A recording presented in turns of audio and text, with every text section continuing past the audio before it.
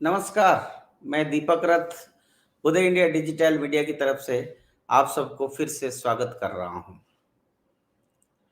दरअसल कल आप सबने सुना है और देखा भी है, इंडियन नेशनल कांग्रेस ने अपना नया अध्यक्ष को चुन लिया है।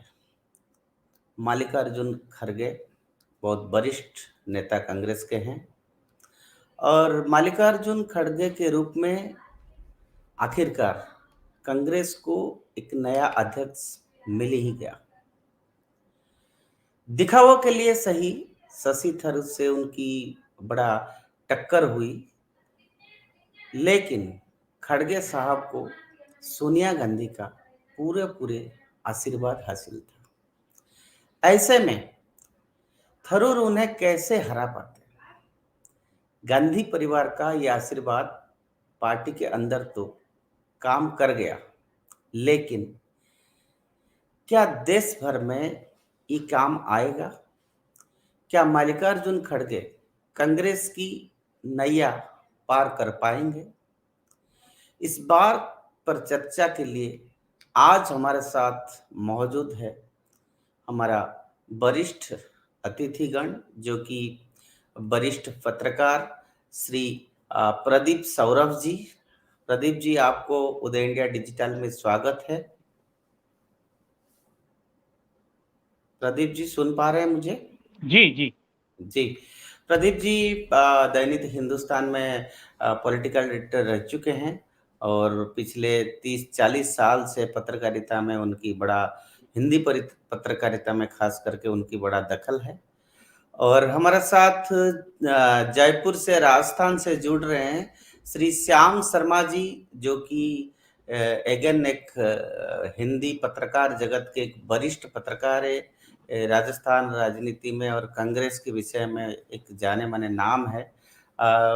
श्याम जी, आपको उदय इंडिया की तरफ से बहुत बहुत स्वागत है।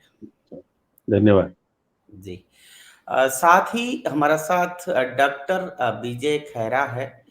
विजय खैरा भाजपा का स्पोक्स पर्सन है और एक रेस्पेक्टेड कॉलमिस्ट है एंड उत्तर प्रदेश से हैं। और खैरा साहब कांग्रेस के बारे में, गांधी परिवार के बारे में पिछले 40 साल में उनको खास जानकारी है। तो आइए हम चर्चा शुरू करते हैं मल्लिकार्जुन खड़गे जी के ऊपर। प्रदीप जी, मैं आपसे ही शुरू करना चाहता हूं। सोनिया गांधी ने ये मान लिया है कि कांग्रेस पार्टी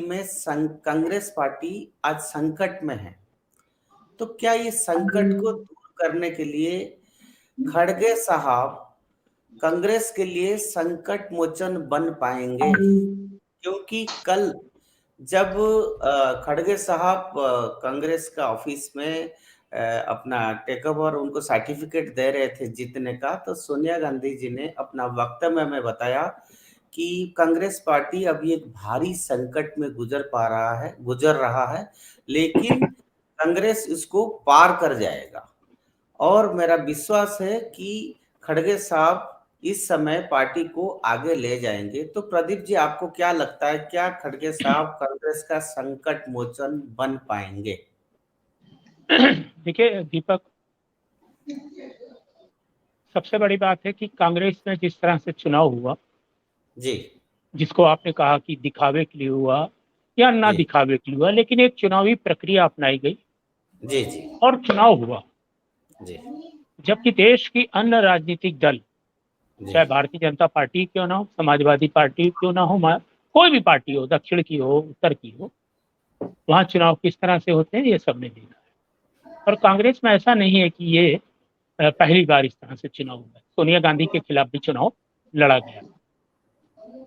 तो ये किसी भी संगठन को, मेरा मानना है कि अगर वहां एक चुनाव प्रक्रिया लोकतांत्रिक तरीके से होती है तो जी संगठन नीचे से ऊपर तक एक रिसाइकिल होता है और मजबूत होता जी है। तो एक तो सबसे बड़ी जो मुझे अच्छा लगा कि कांग्रेस पार्टी में चुनाव हुआ और कांग्रेस में बहुत सारे वरिष्ठ नेता जी जो G23 के नाम से जाने जाते थे, जो जिनका दबाव था पार्टी के ऊपर कि चुनाव कराए जाएं, और अंततः चुनाव हुए। जी तो उस चुनाव की भट्टी से तप कर खड़गे साहब निकले। जी ये तो सही है कि आज कांग्रेस पार्टी संकट में, मात्र 2 राज्यों में उसकी सरकार चल रही है, जिसने कि जी इस देश में इतने वर्षों तक, कई दशकों तक शासन किया है। जी तो ऐसे में खड़गे के मायने क्या है, जी इसको समझने की जरूरत है कि जो विपक्षी हैं वो क्या आरोप लगाते हैं कि ये परिवार की पार्टी है, नंबर 1।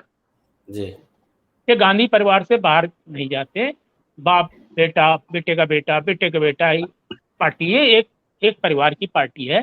खड़गे के बनने से ये आरोप थोड़ा सा भोतरा हो जाता है, थोड़ा सा क्या भोतरा हो जाएगा, और इस तरह का सीधा आरोप नहीं लगा पाएंगे। हालांकि जी अभी भी कहा जा रहा है कि ये रिमोट प्रेसिडेंट। पहले भी सीताराम केसरी जी को बनाया गया था और उनको किस तरह से हाँ, निकाला गया। नहीं तो मैंने ये भी उदाहरण दिया कि सोनिया गांधी के खिलाफ भी चुनाव लड़े थे जितेंद्र प्रसाद। जी तो पार्टी के अंदर ये होता है, जी और कोई भी पार्टी में कहीं पता ही नहीं लगता। जब चर्चा चली तो मालूम पड़ा कि दूसरा एक्सटेंशन दे दिया गया, इतनी बड़ी जी विश्व की सबसे बड़ी पार्टी के राष्ट्रीय जी अध्यक्ष। जी तो मुझे लगता है कि इन विषयों पर ये जो, मैं इसको एक पेटी इशूज मानता हूँ, लेकिन सवाल ये है कि खड़गे के मायने क्या है कांग्रेस। जी जैसा मैंने कहा कि परिवारवाद का जो सीधा आरोप लगाया जाता था वो खत्म होता था।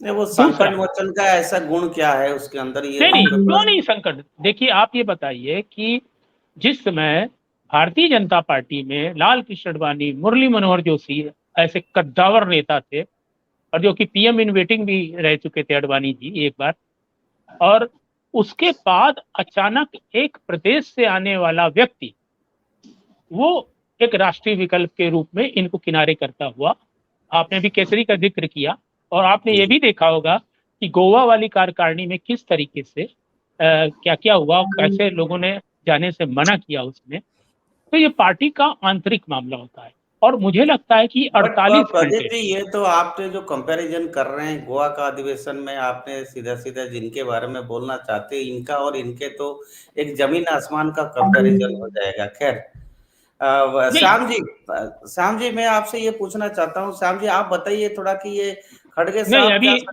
दीपक जी, मेरी एक बात अभी पूरी नहीं हुई। अभी तो मुख्य विषय पे हम आए नहीं है, मैंने तो अभी जी एक भूमिका बनाई है। मुझे एक दो बात और कह लेनी चाहिए जी कि अभी कल वो अध्यक्ष पद का उन्होंने सफल, पद हाँ, ग्रहण किया है, पद ग्रहण किया, यस। और अभी 48 घंटे भी शायद पूरे नहीं हो रहे हैं।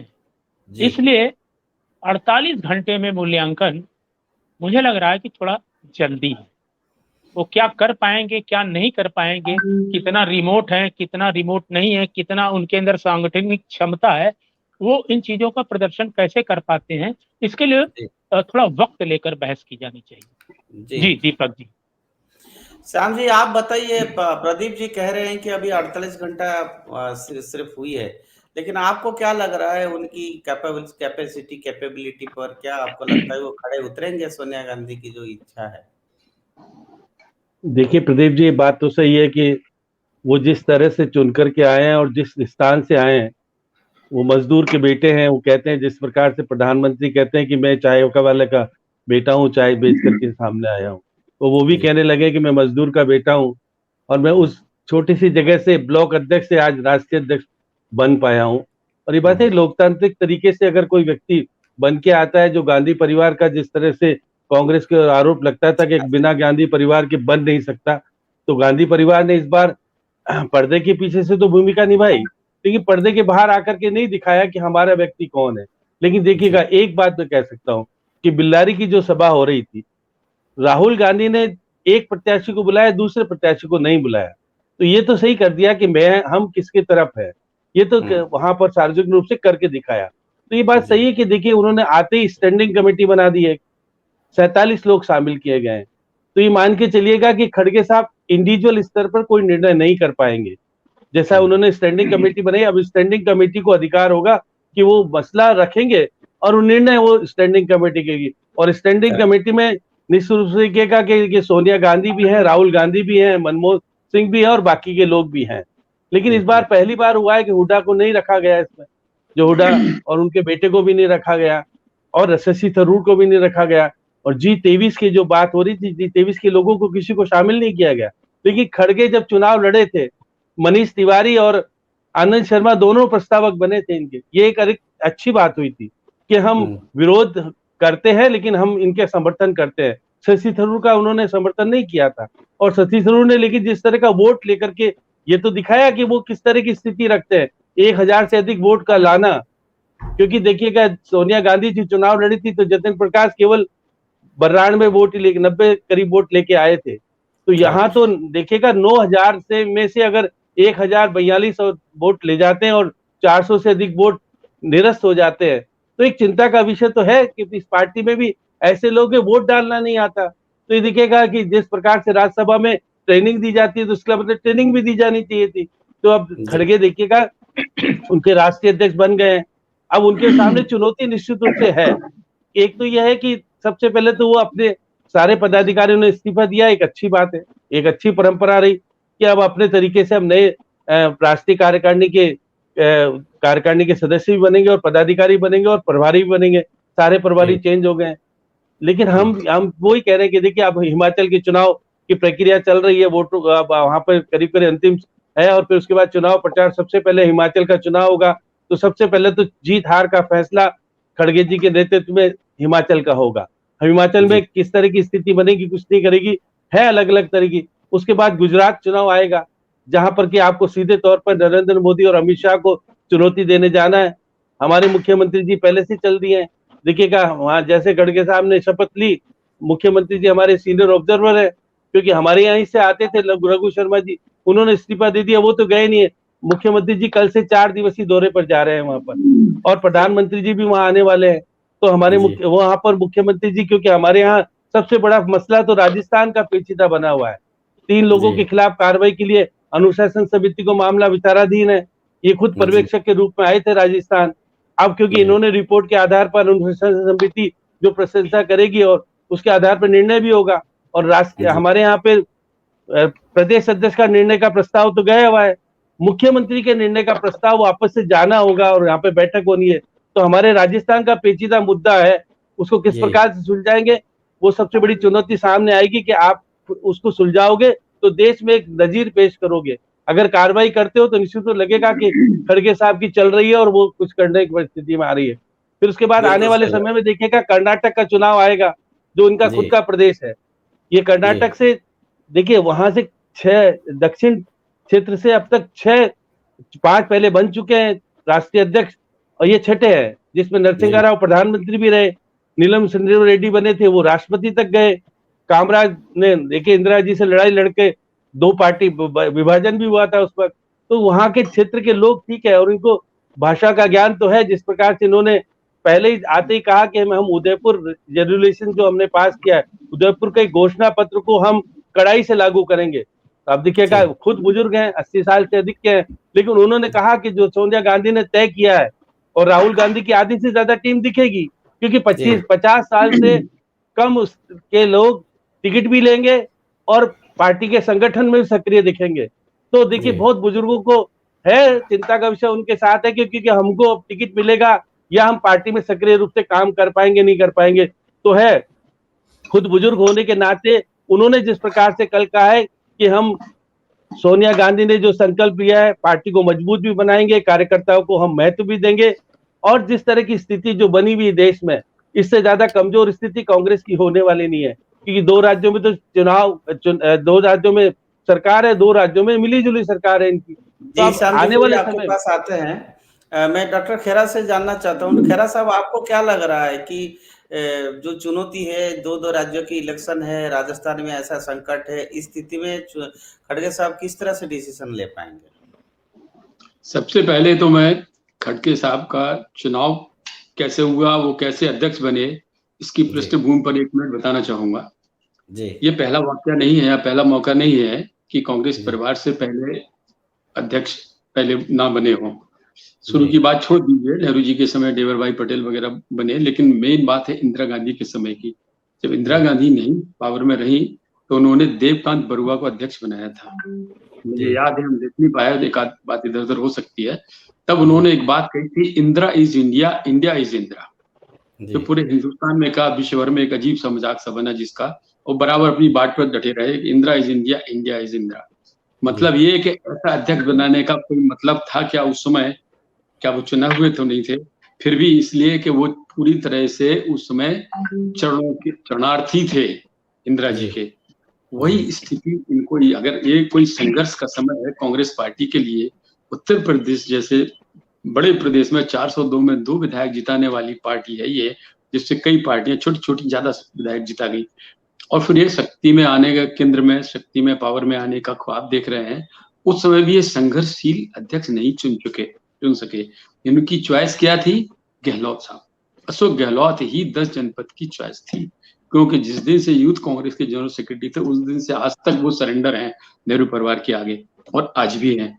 एक चांस की बात थी कि चूंकि उनको चाहते थे कि ये मान जाए कि 10 जनपद के मुख्यमंत्री भी बना रह जाऊंगा और अध्यक्ष भी बन जाऊंगा, क्योंकि मुख्यमंत्री की हैसियत से कांग्रेस पार्टी का जो चर्चाएं हैं, जो देखा जाता है, सारा खर्चा वही चलाते हैं आईसीसी का, ये जहां तक जानकारी है, और ज्यादा गलत नहीं होगी। ये कारण से उनको पक्का श्योर था कि यहाँ पर 10 जनपद हमारी बात मानेगा ही मानेगा, वरना उनकी इतनी हिम्मत नहीं थी कि वो इतना रिवोल्ट करते कि सारे विधायकों को अपने ही परिपक्ष की बेइज्जती करा के भेजते विधायकों से। ये मैंने शायद पहली बार ही अभी तक कांग्रेस के इतिहास में देखा है कि किसी परिपक्ष को इस तरह से भेजा जाए। अच्छा, उसके बाद जब खड़गे साहब का बनने का सवाल आया और शशि थरूर के साथ उनका चुनाव जब आया, तो शशि थरूर का कोई फॉलोइंग नहीं है। थोड़ी बहुत उनकी बोलने की क्षमता अच्छी है, इंटेलिजेंट दिखते हैं, इंग्लिश बहुत अच्छी है उनकी, इंटेलिजेंट भी है, बट ये काफी नहीं होता है। फॉलोइंग तो उनकी है ही नहीं, और संगठन का अनुभव तो जीरो है। ऐसे आदमी को संगठन का अध्यक्ष बना देना, मैं नहीं समझता कोई कांग्रेस आदमी उनको वोट देता। उनको 1000 वोट आ गए, खुश होना चाहिए, तो बहुत बहुत बड़ी बात। आपके हिसाब से सोनिया जी ने सही डिसीजन लिया खड़गे साहब को बना के? इस हिसाब से उन्होंने ठीक लिया, चाहे वो लेती नहीं लेती, क्योंकि उनको संगठन का अनुभव ही जीरो है, तो ऐसा आदमी राष्ट्रीय अध्यक्ष बन के क्या करेगा? पर इनको अनुभव ब्लॉक लेवल से, ब्लॉक अध्यक्ष से लेके जिला अध्यक्ष से लेके, ये अनुभव तो कम से कम इनके पास है। लेकिन इनसे बेहतर चॉइस थी सोनिया जी के पास। सुशील कुमार शिंदे अध्यक्ष भी रहे प्रेस के, मुख्यमंत्री भी रहे, प्रांत अध्यक्ष रहे, राष्ट्रपति का चुनाव भी आप लड़ा रहे, गृह मंत्री भी रहे, और दूसरी बात वो भी रिजर्व कैटेगरी से है। तो अब उनको नहीं चुनने का कोई कारण है? सिर्फ एक ही कारण है कि शरद पवार के सबसे नजदीकी मित्रों में है, यही डर उनको सताता रहता है। और ये वो शरद पवार हैं, प्रधानमंत्री के लिए जब सोनिया गांधी का नाम आया था तो शरद पवार, पीए संगमा, तारिक अनवर, 3 लोगों ने विरोध किया था, और तीनों लोगों के पुतले जलाए गए थे, आईसीसी में बेइज्जत करके इनको कूट के बाद भगाया गया था। तो इसलिए उनको शरद पवार से हमेशा ये जलन रहती है, इस कारण सिंधु को नहीं रखा गया। अभी हुडा जी का नाम आया था, इसमें कोई शक की बात नहीं है, हुडा जी किसी भी हालत में इनसे तो बेहतर चलाते, निश्चित रूप से। उन्होंने प्रमाणित भी कर दिया जब उन्हें लास्ट मिनट में सोनिया जी ने जीत करके हरियाणा की कमांड सौंपी थी, और राहुल गांधी नहीं चाहते थे तो नहीं सौंपी, जब कुछ दिन लगे चुनाव के तब सौंपी। तभी उन्होंने इतना अच्छा किया कि अच्छी तरह से संघर्ष करके छठी का दूध याद दिला दिया था भारतीय जनता पार्टी को हरियाणा में हुडा साहब ने। और उनके पिताजी भी कॉन्स्टिट्यूएंट असेंबली के मेंबर भी रहे, पंजाब में ज्वाइंट में मिनिस्टर भी रहे, सब कुछ रहे, कई बार एमपी रहे, तो भी उनको भी नहीं चुना। तो अब चाहिए वही था ना, कि जैसे मनमोहन सिंह जी थे ऐसा ही आदमी चाहिए था, उस हिसाब से करके बिल्कुल ठीक करते हैं खड़गे साहब। ये तो हुई चुनाव की, लेकिन अब खड़गे साहब ने जो बोला है और अध्यक्ष बनने के बाद क्या होने वाला है, ये बताना भी आवश्यक है। उन्होंने इसके लिए फिर से खेरा साहब आपके पास फिर से मैं आऊंगा। प्रदीप जी, मैं आपको ये जानना चाहता हूँ कि खड़गे साहब कल बताया कि ये जो है मैं गरीब मजदूर का बेटा हूँ। जी, मैं यही कहने वाला था। 2 बातें उनकी हैं। एक, उन्होंने कहा मैं गरीब, उन्होंने जो है ना, उन्होंने जो चुनावी हलफनामा में उन्होंने करोड़ों की संपत्ति घोषित की है, यानी वो अब गरीब नहीं रहे हैं। ऐसे में वो क्यों फिर से मजदूर की बेटे और सिंपैथी कार्ड खेल रहे हैं खड़गे साहब इस समय? उस हिसाब से खड़गे साहब भले रईस हो गए हों, और वो तो किसी को भी अधिकार है, हो सकता है उनके बच्चे इंडस्ट्री चला रहे हो, कुछ कर रहे हो, कमा रहे हो, वो एक अलग चैप्टर है। लेकिन इसमें कोई शक नहीं है, कोई आदमी अगर गरीबी में पला है और ब्लॉक लेवल से उठा है तो उसे हर चीज का अनुभव होता है, वो बन चाहे कुछ भी जाए। हर आदमी मनमोहन सिंह जी की तरह नहीं हो सकता कि वो गरीबी में पले बड़े और उसके बाद वो बदल गए। उनका दर्द गरीबों से दूर हो गया और वो हमेशा कैपिटलिस्ट की तरफ खेलने लग गए। वो ऐसा हर आदमी नहीं होता है, पर खड़गे साहब चूंकि दलित हैं तो वो तो क्या बैकग्राउंड ठीक है, लेकिन इनको मौका क्यों मिला ये समझिए आप। बार बार चाय वाला कह के नरेंद्र मोदी जी को पूरी कांग्रेस ने पूरे सालों साल चिल्लाया है। तो अब इनको ये लगा कि ये चाय वाला आदमी मेहनत करके वहां पहुंच सकता है, तो मैं ऐसा आदमी क्यों ना ढूंढूं जो चाय वाले की तरह हो, गरीब का बैकग्राउंड हो और हमारा चमचा भी हो। तो उनको मिल गया वो आदमी, ढूंढने से मल्लिकार्जुन खड़गे साहब उनको मिल गए। और खड़गे साहब ने दो बातें बोली, उनमें से एक बोली, मैं महात्मा गांधी का सिपाही हूँ, ये बोला उन्होंने। यानी कि महात्मा गांधी की रास्ते पर कांग्रेस 60 साल में 10 कदम भी चली होगी मुश्किल से, 100 में से उतनी चली ही नहीं। ग्राम, गरीब, किसान सबको पीछे छोड़ती चली गई हो और चली नहीं। पर इन्होंने ये कह के अट्रैक्शन करने की कोशिश की, क्योंकि गांधी जी का जितना एजेंडा था राम राज का, वो तो मोदी जी ने छुड़ा लिया। बचा तो है नहीं कांग्रेस के पास वो एजेंडा तो ग्राम का विकास, किसानों का दर्द, ये सारा का सारा मोदी जी ने ले लिया। हर चीज आप देख रहे होंगे, वो स्वास्थ्य को घर घर पहुंचाना, वो कारण सबसे बड़ा था कि जिसमें गडकरी जी ने इन्होंने बोलने की कोशिश की, खड़गे जी ने, लेकिन वो एजेंडा अब इनके पास है नहीं। दूसरी बात, इन्होंने बोला हम 50% युवाओं को रखेंगे, वो तो प्रियंका जी ने भी कहा था 50% महिलाओं को रखेंगे। 10, 12, 15% भी महिलाएं संगठन में नहीं है साहब। पूरे हिंदुस्तान के प्रदेश के अध्यक्षों में भी 4 भी नहीं है 30 में से, 28-30 में से। CWC में 10% भी नहीं है। ये कह क्या रहे, AICC में भी मुश्किल से 15% होंगी शायद, हाँ, लेकिन कहीं है ही नहीं। इसके बावजूद भी प्रियंका का बोलना छूटा गया, नौटंकी झूठी साबित हुई। वही नौटंकी ये भी मैं आज लिख के दे सकता हूँ, जिस दिन ये 50% यूथ को शामिल कर लेंगे, उस दिन इस पार्टी का 100% सत्यानाश है। क्योंकि जो खिलाड़ी बैठे हुए हैं ना, अभी ये कहाँ जाएंगे? अभी तो G24 था, अब G94 हो जाएगा। ये पूरे के पूरे चल देंगे एक तरफ, ये नहीं हो पाएगा। प्रदीप जी, आपके लिए मैं 2 सवाल है। एक तो उन्होंने जो पेश किया है कि मजदूर का बेटा है, लेकिन आज क्योंकि राजनीति सेवा के लिए किया जाता है, लेकिन आपने जो खड़गे साहब का संपत्ति अगर आप देखेंगे, जितना वो भरा है, पर्चा भरा है, उसमें जितना टी गार्डन्स है या जितना डिपॉजिट है और जो संपत्ति हो, उसके ऊपर चर्चा करने की आवश्यकता ही नहीं है, पहली बात।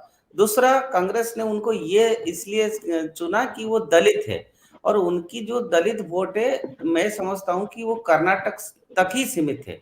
लेकिन क्या आपको लगता है कि दलित कार्ड जो है ये पूरे देश भर में चल पाएगा? प्रदीप जी, दलित की सपोर्ट मिलेगा, हासिल कर पाएगी कांग्रेस? देखिए, ये इस बात को कि कोई मजदूर के बेटा है, वो तो सच है। अब प्रधानमंत्री जी एक गरीब परिवार से आते हैं, ये भी सच है। प्रधानमंत्री ने चाय बेची कि नहीं बेची, आज तक इसका RTI का जवाब आया नहीं, वो स्टेशन का है ये भी नहीं पता है। आज की प्रधानमंत्री का जो संपत्ति है और खड़गे साहब का संपत्ति में, ये भी तो कंपेयर करेंगे ना, जब आप कह रहे हैं कि सवाल नहीं, मैं वही कह रहा हूँ कि क्या भारतीय संविधान किसी मजदूर को, जो आदमी ITR भर रहा है, इनकम टैक्स पे ही है, उसको क्या कोई अपना रोजगार या कोई काम करने का हक नहीं है? बिल्कुल। तो इसको राजनीति में ठीक वैसे ही है कि जैसे कि एक जुमला लेकर क्या कहते हैं कि जब बोला कि अरे तो चाय का आदमी क्या प्रधानमंत्री, बस इसी बात को लेकर चाय पे चर्चा हो गई और चुनाव का सीन ही बदल गया। तो राजनीति में परसेप्शन एक बहुत बड़ी चीज होती है। तो ये परसेप्शन की बात होती है कि दलित का, अब ऐसे तो और भी कहानी है कि जब देश आजाद नहीं हुआ था, डायनेस्टी था, तो उनकी माँ को उन्होंने अपने जलते हुए देखा है। तो ऐसे कहानियां तो हर आदमी की ढूंढने जाएंगे तो कथाएं उपकथाएं मिल जाएंगी। सवाल प्रमुख ये है कि एक इतनी बड़ी पार्टी का, जिसने इस देश में इतना लंबा शासन किया है, उसका एक अध्यक्ष बना है। अब जो कांग्रेस की चुनौतियां हैं, वो उसको पार लगा पाएगा कि नहीं लगा पाएगा? जैसे प्रश्न आया है कि राजस्थान, मुझे लगता है कि गुजरात और हिमाचल से बड़ा तो प्रश्न with in the party Rajasthan है, जहां पर सचिन पायलट और वर्सेस अशोक गहलोत है। कि अब इसका क्या फैसला है उस अनुशासन समिति में जहां ऑब्जर्वर थे, अभी सारे सवाल आए हैं। वो हिमाचल तो चुनाव है ही है, लेकिन चुनाव की दृष्टि से देखिए कि ये कोई भी संगठन होता है, एक प्रक्रिया होती है, एक संगठन होता है, उसका एक चुनाव की प्रक्रिया होती है। वो लोग आते हैं और जाते हैं और संगठन होता है। तो अगर आपका संगठन कमजोर है देश में, जिस तरह से सोनिया गांधी ने कहा कि कांग्रेस आज अच्छी स्थिति में नहीं है, ये हमें उम्मीद है कि खड़गे साहब ले जाएंगे। तो हम लोग को, प्रदीप जी, मुझे लगता पार्टी है, जब अच्छे स्थिति में नहीं होता है तो नॉर्मली ये होता है कि पार्टी कोई यंग जनरेशन से लाता है या ऐसे व्यक्ति को लाना चाहिए जो एक्टिवली काम कर सके, क्योंकि उनको लड़ना है वहां गुजरात में अमित शाह के साथ और नरेंद्र मोदी जी के साथ, जो लोग दिन में 18-18 घंटा काम कर रहे हैं। लेकिन नहीं खड़गे ये तो साहब का देखिए, उम्र जो हाँ देखिए दीपक जी, बीजेपी तो चुनावी मशीनरी है। एक जी चुनाव खत्म होता है, इधर उत्तर प्रदेश से खत्म हुआ, अगले दिन गुजरात पहुंच गए थे माननीय जी प्रधानमंत्री जी। तो बीजेपी से संगठन और इस चुनावी मशीनरी के मामले में कांग्रेस फिलहाल मैच नहीं कर पा रही है, और इसी जी। का परिणाम है कि कांग्रेस दिनों दिन बिखरती जा रही। जो आप नहीं, नौजवान की आपने बात बोला कर था रहे, कांग्रेस पॉलिटिक्स एक परसेप्शन है, वो यस एक परसेप्शन नेता है। के रूप में, ये नेता के रूप में खड़गे को मानेंगे सही लोग उनको? क्या अब आप खड़गे साहब के बताइए, नाम पे वोट अब मिलेगा आप क्या? बताइए कि 8 साल पहले जी जिन चीजों को परसेप्शन खड़ा किया गया था, फलाना जी ये घोटाला, कोयला घोटाला, अंततः उसका रिजल्ट क्या निकला है वो आपके सामने है। आप भी जानते हो और हम भी जानते हैं जी कि कहीं जी कोई चीज उसमें कुछ नहीं निकला। लेकिन जी एक परसेप्शन बन गया था कि मनमोहन सरकार सबसे भ्रष्ट सरकार है धरती की, इसने जनता को लूट लिया, गरीब। लेकिन वही मनमोहन सरकार, देखिए कितने महत्वपूर्ण फैसले, जी भोजन का अधिकार, आरटीआई का अधिकार, ये सारे अधिकार, शिक्षा का अधिकार इसी सरकार ने दिया था। मुझे लगता हम्म है कि कांग्रेस के इतिहास में मनमोहन सरकार ने जितने फंडामेंटल राइट्स को संवैधानिक अधिकार के रूप में दिया, किसी भी पार्टी प्रधानमंत्री कांग्रेस ने नहीं दिया। लेकिन हम्म एक परसेप्शन की लड़ाई खड़ी हो गई, और उस हम्म परसेप्शन में क्या कहते हैं कि भारतीय जनता पार्टी की गुड्डी ऊपर चढ़ गई, और वो परसेप्शन टूट गया। अब नया परसेप्शन बन रहा है देश के अंदर कि महंगाई आ रही है, रुपया कमजोर हो रहा है डॉलर के। अब इसको कितना परसेप्शन बनता है इसका, कि इस परसेप्शन को भी धार्मिक आधार पर तोड़ दिया जाएगा, कि पूरे देश में केदारनाथ से लेकर अयोध्या और महाकाल की परिक्रमा लगा से इसको तोड़ दिया जाएगा। तो अभी ये समय है, अभी 1.5-2 साल का है 24 का। तो ये तो मुद्दा है, यह मानना पड़ेगा, सबको मानना पड़ेगा, जितने पैनलिस्ट है आपको भी, कि महंगाई बेतहाशा बढ़ी है, हर आदमी की इनकम गिरी है, रोजगार का मुद्दा बहुत बड़ा आया है, जी बशर्ते ये मुद्दा बन जाए। अभी जी तक तो आप कहेंगे कि उत्तर प्रदेश में चुनाव हुआ, यही सारे मुद्दे थे, वहां तो जी मोदी जी ने बम्पर जीत कर ली, ये मुद्दे नहीं बन पाए।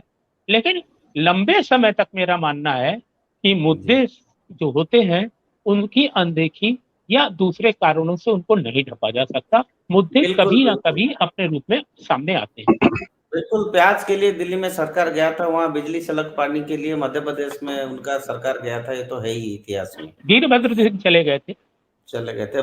श्याम जी, मैं आपसे ये जानना चाहता हूँ, अभी जो हम बात कर रहे हैं, विश्व में भारत एकमात्र देश है जहां पर सबसे ज्यादा युवा है, और मैक्सिमम यूथ पॉपुलेशन जिस देश में है, उस देश में इतना पुराना और इतनी बड़े पार्टी को एक 80 साल की उम्र की व्यक्ति को अध्यक्ष बनाना, जिनको हाइपरटेंशन की बीमारी है, जिनको नी की ऑपरेशन हो चुका है, ऐसे व्यक्ति को अध्यक्ष बनाना, और वो उनकी क्या कांग्रेस की जो एक्सपेक्टेशन है, इमीडिएटली आपने कहा राजस्थान में प्रॉब्लम है, हिमाचल में प्रॉब्लम है, गुजरात में इलेक्शन है, तो आप क्या कैसे देखते हैं इस चीजों को? क्या उम्र का फर्क पड़ेगा? नहीं। देखिए दीपक जी, अगर प्रधानमंत्री जी 72 साल के हो जाते हैं और जी राष्ट्रीय अध्यक्ष अगर 80 साल का होता है तो ज्यादा अंतर तो नहीं है ना। इसलिए जी बुजुर्गों को बिल्कुल इग्नोर करके बाहर कर दिया जाए। वो राष्ट्रीय अध्यक्ष हैं, वो जी उनको इतना बड़ा कामकाज करने के लिए घूमना करना, देखिएगा एक इंडिपेंडेंट गांधी परिवार के अलावा व्यक्ति मिल रहा है कांग्रेस को। कांग्रेस की स्थिति कमजोर है, ये बात जी स्वीकार की है सोनिया गांधी ने, स्पष्ट तौर पे कहा बोला उन्होंने, कि कांग्रेस संकट में पहली, है। उन्होंने साथ में ये भी कहा कि पहली बार स्थिति खराब नहीं हुई है, कांग्रेस की स्थिति पहले भी खराब हुई है और खराब हम हुई खड़े है। होकर के सामने आ पाए हैं। तो अब जी विश्वास कीजिए, अगर वो सोनिया गांधी और राहुल गांधी उन्हें अपना नेता मान करके काम करने की इच्छा प्रकट कर रहे हैं, तो हो सकता है बदलाव आ सकता है। हम क्यों माने कि किसी पार्टी में राष्ट्रीय अध्यक्ष बनने के बाद स्थिति खराब होने वाली है। अब देखिए, जी इससे ज्यादा स्थिति खराब होने वाली नहीं है। अब नहीं। राजस्थान का शासन रहेगा नहीं रहेगा, छत्तीसगढ़ का रहेगा नहीं का कोई बात नहीं, लेकिन जी लोकसभा में आप कितनी स्थिति में मजबूत तरीके से खड़े होके आते हो। दक्षिण का जो इलाका है, जहां से कांग्रेस की स्थिति मजबूत होती आई है, क्योंकि उत्तर भारत से कांग्रेस बिल्कुल सफाया हो गई है। सही बात कहा कि जहां से प्रधानमंत्री हमेशा ही आया करते थे और प्रधानमंत्री जी को उत्तर प्रदेश चुनना पड़ा, गुजरात छोड़ना पड़ा। देखिए वो भी तो दो व्यक्ति हैं जो गुजरात से आकर के पूरे देश पे छा रहे हैं और सब स्वीकार कर रहे हैं कि गुजरात का व्यक्ति तो शासन कर सकता है, दक्षिण का व्यक्ति आकर के शासन नहीं कर सकता। कर्नाटक का व्यक्ति पहला तो है नहीं, दक्षिण से और लोग भी आए, प्रधानमंत्री तक भी पहुंचे, राष्ट्रपति तक भी पहुंचे। और देखिए हिंदी भाषी नहीं है तो भी हिंदी अच्छी बोलते हैं। कल उनका भाषण सुना और पहली बार सोनिया गांधी को मैंने सुना हिंदी में बोल करके, विदेशी होने के बाद, अब तो हमारे यहाँ के हैं वो, लेकिन उन्होंने कहा हिंदी में बोल करके कार्यकर्ताओं को ये कहने का प्रयास किया कि देखिएगा हमने अध्यक्ष चुन लिया है, अब अध्यक्ष के अनुसार काम होगा। अब देखिए कुछ कामकाज शुरू होने के बाद कार्यशैली पर हम प्रश्न चिन्ह खड़ा करें तो ठीक लगता है, पहले से प्रश्न चिन्ह खड़ा कर दें कि भाई ये तो काम कर नहीं पाएंगे, भाजपा ठीक तरीके से काम कर पाएगी। अब गडकरी बता देंगे, वो तो गडकरी के साथ कैसी स्थिति बन रही है, क्या कर रहे। राजनाथ सिंह ने, जिन्होंने देखिएगा अपना छोड़कर खुद राष्ट्रीय अध्यक्ष थे, उन्होंने, राजनाथ सिंह ने कहा कि हमारे चुनाव प्रचार समिति के अध्यक्ष बनेंगे तो नरेंद्र मोदी बनेंगे। और नरेंद्र मोदी ने जिस प्रकार से, वो पहले राष्ट्रीय अध्यक्ष होने के नाते वो खड़े होते थे, अब वो खड़े होते हैं, तो बदलाव आता है। ऐसी बात नहीं है कि आज सोनिया गांधी ने ले जाकर के अपनी कुर्सी पे बैठाया और सामने बैठकर बातचीत की तो लगता है कि देखिए दलित हैं, वो तो दोहरा ही नहीं, लेकिन अब आप 9 बार विधायक बने, पार्लियामेंट के मेंबर रहे, लोकसभा के में प्रतिपक्ष का नेता रहे और राज्यसभा में प्रतिपक्ष के नेता रहे, तो एक योग्य तो है व्यक्ति, योग्यता में तो कोई कमी कह नहीं सकते। प्रधानमंत्री जी कह दे कि मैं ज्यादा सक्षम हूं, ये तो नहीं कह सकते, क्योंकि वो तो केवल 3 बार मुख्यमंत्री रहने के बाद पार्लियामेंट का चुनाव लड़े और आ गए। ये तो धरातल से आया है ना, बैरिस्टर भी है, अब देखिए वकील भी रहे और मजदूरों के वकील रहे, तो देखिए ये तो योग्यता में तो कोई कमी नहीं है। हो सकता है भाषण में भी कमी नहीं रहे, अब क्योंकि जब जाएंगे प्रदेशों में इनकी कितनी लोग एक्सेप्ट करेंगे, कितने वोट मिल पाएंगे, क्योंकि हम आज एनालिसिस करने की स्थिति में इसलिए नहीं है कि पहला चुनाव होने तो हिमाचल में जाते ही नहीं जाते, या हिमाचल में बाद में जाएंगे या गुजरात में जाएंगे, तो दिखेगा कि ये बात सही कि पहली चुनौती तो मेरे को लगता नहीं हिमाचल में ज्यादा जा पाएंगे, हिमाचल इग्नोर करेंगे। प्रियंका गांधी को उतारा है वहां पर, प्रियंका गांधी करेंगे जो उसे, अब सही बात है, खरे साहब, विजय खरे साहब कहेंगे कि प्रियंका गांधी यूपी में भी उतरी थी, यूपी में 2 ही रह गए। अब वहां के लोग हमारे, अभी समय हो गया है खरे साहब। डॉक्टर खेरा, मैं आपसे ये बस 1 मिनट में अपना बात में अंत करेंगे। मैं आपसे ये जानना चाहता हूँ, इमीडिएटली आपको क्या लगता है कि कांग्रेस की संगठन को मजबूत करने के लिए खड़गे साहब क्या क्या स्टेप लेंगे? आपको लगता है कि क्या क्या स्टेप्स लेंगे कांग्रेस को मजबूत करने के लिए? पहली बात तो ये बता दूं, खड़गे साहब को चलाने कौन देगा? अभी गहलोत साहब ने उनकी उसी दिन बुराई कर दी, ये कह के कि राहुल गांधी को आखिरी मिनट तक हमने प्रयास किया कि वो बन जाए अध्यक्ष, लेकिन वो नहीं हो पाया, और वही एक थे जो मोदी जी को चैलेंज कर सकते। ये कहने का मतलब क्या? उन पर लगा दिया ना शैडो, पहले ही लगा दिया कि ये कुछ नहीं है, सामने बोल के। अगर एक मुख्यमंत्री इस तरह से राष्ट्रीय अध्यक्ष की बेइज्जती करे, ये कह के कि अब वो लायक थे मोदी जी के बाद, ये तो बराबर के नहीं है। इनडायरेक्टली तो साफ कह ही दिया उन्होंने। अच्छा, इसी तरह का कमेंट सचिन भाई ने भी कर दिया, पायलट साहब ने भी कर दिया। तो मैं ये कह रहा हूँ कि जब अगर ये स्थिति बननी है तो खड़गे साहब क्या तो कर पाएंगे, लेकिन यहाँ बार बार उम्र का सवाल आया, मैं उस पर जरूर कहूंगा। तो उम्र से और फिटनेस से इसका कोई लेना देना नहीं। अमेरिका के प्रेसिडेंट रूजवेल्ट, सबको याद होगा, फ्रैंकलिन रूजवेल्ट ने जिस तरह से अमेरिका को चलाया था, व्हील चेयर पर रहे पूरे समय, तो he is famous, one of the most famous president of America. तो उसका फिजिकल से कोई लेना देना नहीं है। जहां तक उम्र का सवाल है तो मोरारजी देसाई में क्या कमी थी? चला कोई इनको रेस में थोड़ी ना रोकना होता है, और अब तो कंप्यूटर का जमाना आया है, यहीं बैठे बैठे ही सब कुछ करना होता है, उद्घाटन तक हो रहे हैं यहीं बैठ के। तो मैं नहीं मानता कि उम्र किसी के लिए भी आड़े हाथ आएगी। जहां तक उनका सवाल है कि अडवाणी जी को अक्सर ये बात कर रहे हैं, अभी भी उठाई थी ये बात, तो मैं ये कह रहा हूँ वो सवाल नेतृत्व की क्षमता और विजन की बात थी। उनका विजन कुछ था, आज मोदी जी के पास वो विजन है, कांग्रेस के किसी नेता के पास उसका आधा क्या 25% भी नहीं है। Is a great visionary. उन्होंने हर जगह नई बात उठाई है, हर जगह नया काम करने की कोशिश की, चाहे वो कमीशन हो, कोई सा भी हो, प्लानिंग कमीशन हो, कहीं भी हो, स्किल डेवलपमेंट हो, हर जगह उन्होंने एक नई अपनी तरफ से एक दिशा दी। तो दिशा देने वाला प्रधानमंत्री, एक विजनरी जो अंतरराष्ट्रीय स्तर पर इतना सफल हुआ कि आज तक किसी की कल्पना नहीं थी। आज तक 50 सालों में नेहरू जी से लेकर आज तक कोई नहीं हुआ। और उम्र की बात, आप बीमारी की बात करें, फिजिकल, तो सरदार पटेल से ज्यादा बहादुर सफल नेता कोई नहीं हुआ। आपके सामने उदाहरण है इस बात का, लोह पुरुष का, खांसी थी, बीमार थी। खैरा साहब आज के लिए समय हो गया है। नहीं दीपक जी, मैं कहना चाहता था, गुजरात इलेक्शन में मैं देखा कि मुख्यमंत्री जी को साथ बैठाते नहीं, उनको पैदल दौड़ाते हैं। ये भी थोड़ा सा अब आपको दिखाना पड़ेगा, आपने जिसको मुख्यमंत्री बनाया उसको साथ बैठाइए, ऐसे सड़क पे दौड़ाने वाला ठीक नहीं लगता है, क्योंकि वो प्रधानमंत्री है और मुख्यमंत्री है, थोड़ा वो तालमेल करके दिखाना पड़ेगा प्रधानमंत्री जी को। तो वहां पर प्रधानमंत्री जी ने तारीफ भी खूब किया है, जितने बार गुजरात गए हैं उतने बार उन्होंने मुख्यमंत्री का खूब तारीफ की है। और उस घटना में क्या हुआ मेरे को तो डिटेल इंफॉर्मेशन नहीं है, वो भी कंसर्न बात है, बिल्कुल सही बात है आपकी।